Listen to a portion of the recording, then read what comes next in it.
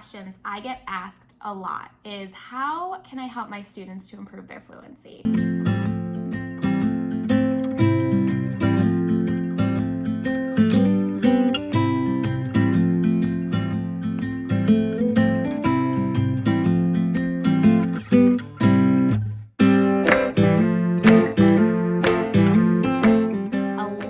Sight word knowledge is one of the many reasons that students might struggle with fluency. One of the best ways to help them build fluency is to build their knowledge bank of sight words. Some materials that you'll need are a dry erase board, magnetic letters, at least a few books that contain the sight word that you're trying to teach. I like to begin by teaching a new sight word using phoneme-grapheme mapping. I would tell students the new sight word. So for example, today we're going to learn a new sight word, said. Everybody say that word, said, and count the sounds that we hear in that word. Said. I hear 3 sounds, and I'm going to draw a line on my board for each sound that we hear. Said. After that, map the letters to the sounds. What sound do you hear at the beginning of the word said?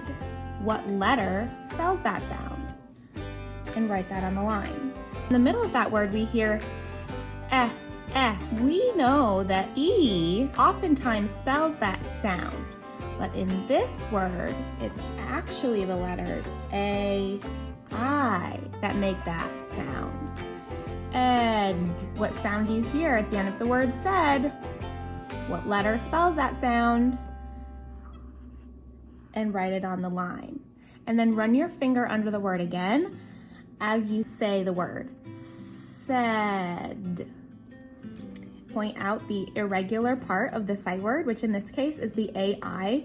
I like to use a heart. Some people have different ways of doing this. Just pointing out for students that that's the part that isn't spelled with the letters that we would expect it to be spelled with. And then I always like to write the word underneath.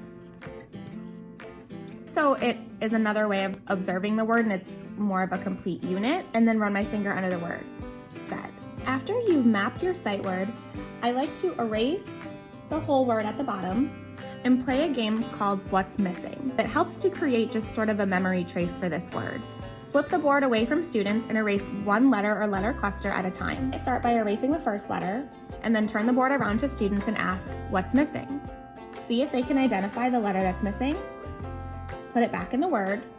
Turn the board around to face you again and erase another letter or letter cluster. I think it's very powerful to erase the letters that spell the tricky part together.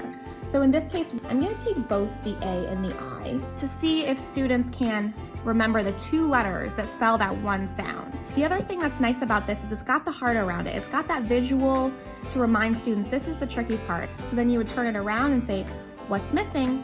And see if they can get both of those letters. Remember, it's not an E, it's 2 letters that spell that tricky part in this word. Your goal is to eventually play so that you can erase all the letters of the sight word and see if they can spell the whole thing back to you. What's missing? And see if they can spell the sight word in order back to me. And then again, underneath it, write that full word again and have everybody read the sight word with you.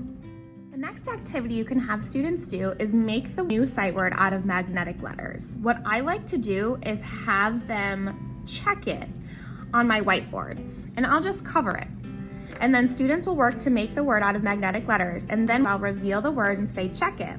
If they have anything misspelled, they can go ahead and fix it. And then they can play what's called mix and fix. So they'll take the letters, roll them like dice, and remake that word. This is going to help students build automaticity with this word. It's going to help them with that tactile, kinesthetic activity to learn this word and help to build a memory trace for that word. Have them run their finger under the word. Sometimes you might say, show me the letters that spell in this word, and see if they can identify the 2 letters that spell that sound. And then you also want to make sure that when you're doing dictated sentences with students that you're including this new sight word. Another great activity to help students learn sight words is called write and retrieve. Students will write the new sight word on a dry erase board, and the goal is to have them write it quickly and as a complete unit. So they would write that word, said. After they write the new sight word, Then you want them to write a sight word that they've already learned before and that they have brought to automaticity. They know the word really well. So they'll erase and write a different sight word. This sight word might be look. So they would write this sight word they already know. It should be super quick. Then say, okay, erase that and write that new sight word, said, again. This activity helps students commit that new sight word to long-term memory. Following that, you want to choose books that have ample opportunities for students to encounter the sight word in continuous text. In this case, you can see the word said. It appears multiple times, not just on these pages, but as they go through the book, there's multiple opportunities for students to read that word.